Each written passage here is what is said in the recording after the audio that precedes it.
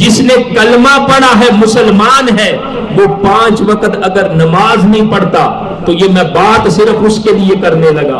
जो बंदा होता 5 वक्त अल्लाह के हुजूर सजदा रेज नहीं होता, जरा तसव्वुर तो करे। वो हमारा पढ़ा हुआ कलमा जो हमें हमारे घर से उठाकर मोहल्ले की मस्जिद तक ना ला सके, वो पढ़ा हुआ कलमा हमें कल जन्नत में किस तरह लेके जाएगा।